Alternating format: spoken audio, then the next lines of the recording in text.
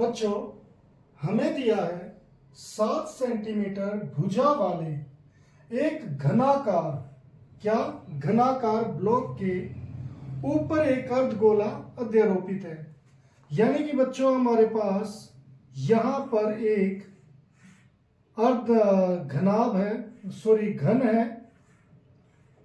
इस तरीके का घन है हमारे पास।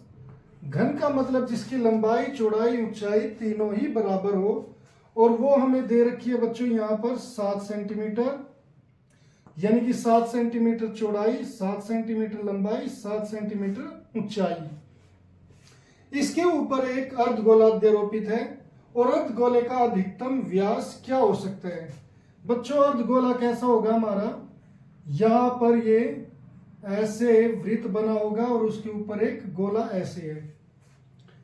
इस कंडीशन को समझने के लिए कि भाई बच्चों की सबसे बड़ा व्यास क्या होगा, हम यहां पर एक घनाभ ले लेते हैं जिसकी ये लंबाई, ये चौड़ाई और ये ऊंचाई तीनों ही बराबर है।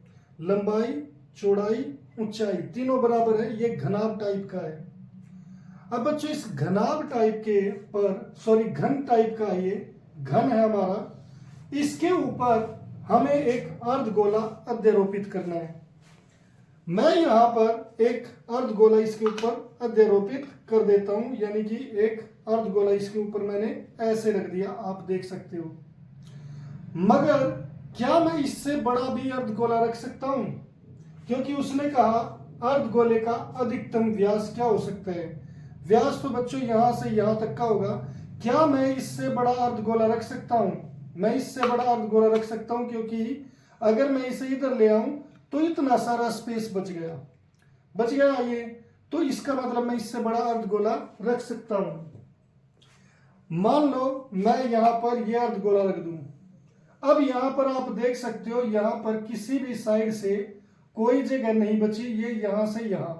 अगर मान लो मैं इससे बड़ा अर्धगोला रखता हूं, जैसे यहां पर मैंने ये कटोरी रख दी, इससे थोड़ी सी बड़ी है। अब आप देख सकते हो यहां पर किनारा निकला हुआ है, यहां पर किनारा निकला हुआ है, तो उससे बड़ा अर्धगोला हम इस पर नहीं रख सकते।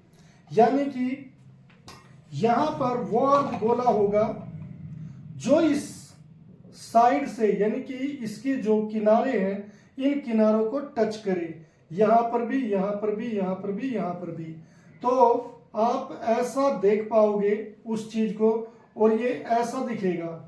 यानी कि घन के ऊपर ये हमारा एक अर्धगोला है, और जब हम इसे ऊपर से देखेंगे तो ये इस तरीके से दिखेगा कि ऊपर अपनी ये छत है, और इसके चारों जो कोने हैं इनको ये टच करते हुए जा रहा है। ऐसा देखिए बच्चों, ऐसा दिखेगा। तो ये हमारा जो चित्र है वो इस तरीके का है। तो इसका अधिकतम व्यास कितना हो सकता है?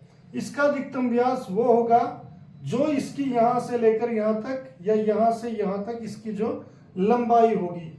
यानी कि जो यहां पर इसने हमें 7 सेंटीमीटर दिया, तो इसका अधिकतम व्यास कितना होगा? 7 सेंटीमीटर, क्योंकि ये लंबाई इसकी, जो ये वाली लंबाई या ये वाली चौड़ाई, ये दोनों कितनी है? 7 सेंटीमीटर है।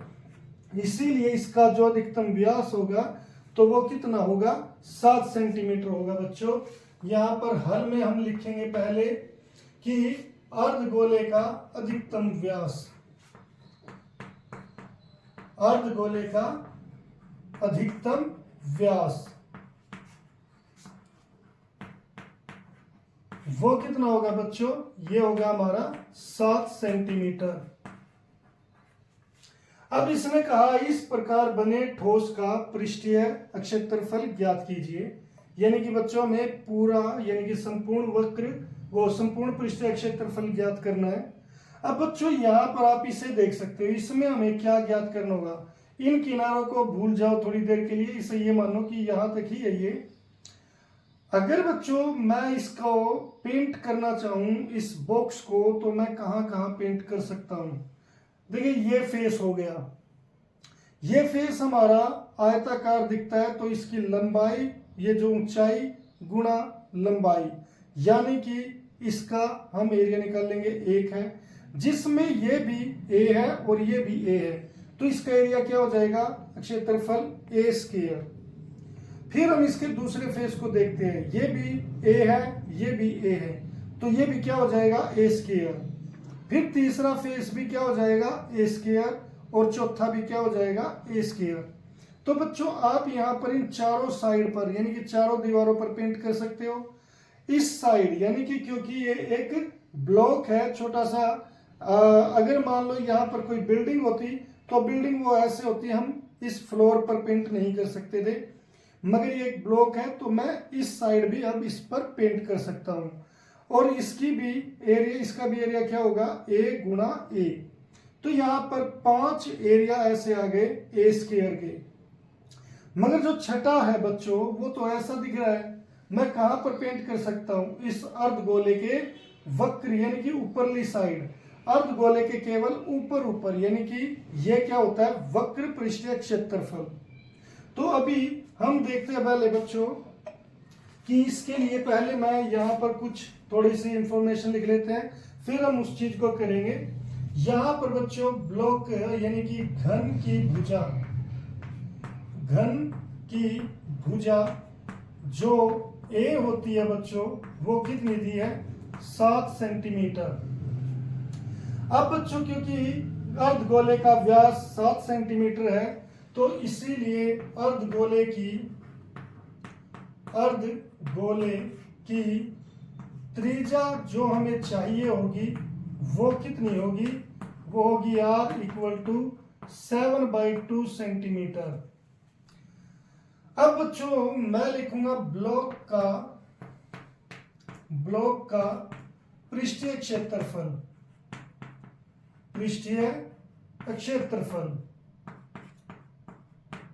तो बच्चों इसके लिए मैंने आपको यहाँ पर इसमें, क्योंकि ये घन है तो घन का इस दीवार का एरिया ए स्क्वायर होगा, इसका ए स्क्वायर होगा, इसका ए स्क्वायर, इसका ए स्क्वायर, यानी कि 4 दीवार हो गई।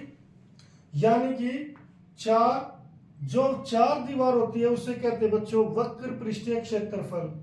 मैं यहाँ पर वैसे आपको थोड़ा सा वो बता रहा हूं कि आप उसका फार्मूला बाद में बना सकते हो।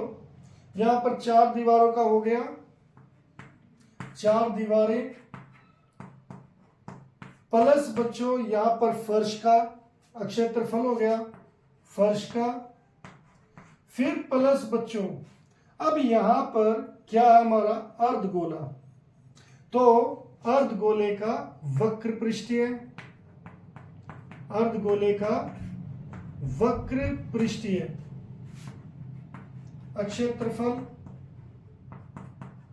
प्लस, अब प्लस क्या करेंगे बच्चों, हमने ऊपर यहां पर तो पेंट कर दिया मगर आप यहां पर ये किनारे देख सकते हैं, ये थोड़े थोड़े किनारे निकले हुए हैं जो यहां पर इस फिगर में ऐसे दिखेंगे बच्चों। ये जो हम देख सकते हैं ये किनारे यहाँ के, हम यहाँ पर भी पेंट कर सकते हो। देख मैं यहाँ पर पेंट कर रहा हूं इसको, तो आप यहाँ पर भी कर सकते हो। तो इसका मतलब अब इन किनारों को कैसे निकालें हम, तो इन किनारों को निकालने के लिए बच्चों जो हमारा ये छत का क्षेत्रफल है उसमें से वृत्त का क्षेत्रफल निकाल देंगे। तो यहां पर छत का क्षेत्रफल, उसमें से हम वृत्त का क्षेत्रफल सब्ट्रैक्ट कर देंगे। बच्चों यहां पर आप ये लिखने के बाद चारों दीवारों का क्षेत्रफल क्या होगा 4a², क्योंकि यहां पर घन का जो क्षेत्रफल होता है वो a² होता है। बच्चों फर्श का क्या होगा a², फिर अर्धगोले का क्या होगा 2πr² होता है इसका बच्चों, फिर यहां पर प्लस छत का क्या होगा a², फिर माइनस वृत्त का क्षेत्रफल होता है बच्चों πr²। अभी आप ये देखिए मैंने यहाँ पर कोई भी वैल्यू नहीं लिखी है, मैंने अभी केवल फार्मूला लिखा है बच्चों। अब यहाँ पर a² कितने a² हो गए बच्चों 6a² हो गए। यहाँ पर 2πr² माइनस πr², तो कितना रह जाएगा, केवल पाई आर स्क्वायर। अब बच्चों यहाँ पर ये छोटा सा फॉर्मूला बन गया। अब आप यहाँ पर इनकी वैल्यू रख सकते हो। ए की वैल्यू यहाँ पर कितनी थी, 7 सेंटीमीटर, तो 7 का स्क्वायर हो गया, प्लस यहाँ पर 22/7 पाई की वैल्यू। आर कितनी है बच्चों, आर यहाँ पर हमें मिली हुई है ये 7/2, इसका स्क्वायर करेंगे तो 2 बार आप लिख दो इसे, 7 से 7 कैंसल, 2 से यहाँ पर 11। अब बच्चों यहाँ पर 7 का स्क्वायर कितना हो जाएगा, 49 हो जाएगा। 49 की मल्टीप्लाई 6 से, 6 निमा 54, हासिल 5, 6 पंचों के 24 और 5 29। तो बच्चों यहाँ पर 294 प्लस 11 की मल्टीप्लाई 7 से, 11 से 77/2। अब बच्चों अगर ऐसा है तो हम इसका एलसीएम ले सकते हैं, या फिर आप 77/2 कर दो। इसका आंसर क्या होगा, 2 एकम 2, 2 तिया 6, हासिल 1, 2 अट्ठे 16.5, यानी कि यहाँ पर इसका आंसर होगा 294 प्लस 38.5। अब बच्चों इसे हम प्लस करेंगे, 294 में 38.5, यहाँ पर दशमलव है इसमें नहीं है तो दशमलव 0 कर दो, ये आ गया 5, 8 और 4 12, 9 और 4 3 12 और 1 13, और यहाँ पर आ गया बच्चों 332.5 सेंटीमीटर स्क्वायर। तो बच्चों इस तरीके से आप इस क्वेश्चन को कर सकते हो। उम्मीद है कि आपको ये फिगर अब क्लियर हो गया होगा, क्योंकि हमने एक जो ऑब्जेक्ट लेकर हमने आपको दिखाया प्रैक्टिकली, तो उससे आपको ये क्लियर हो गया होगा।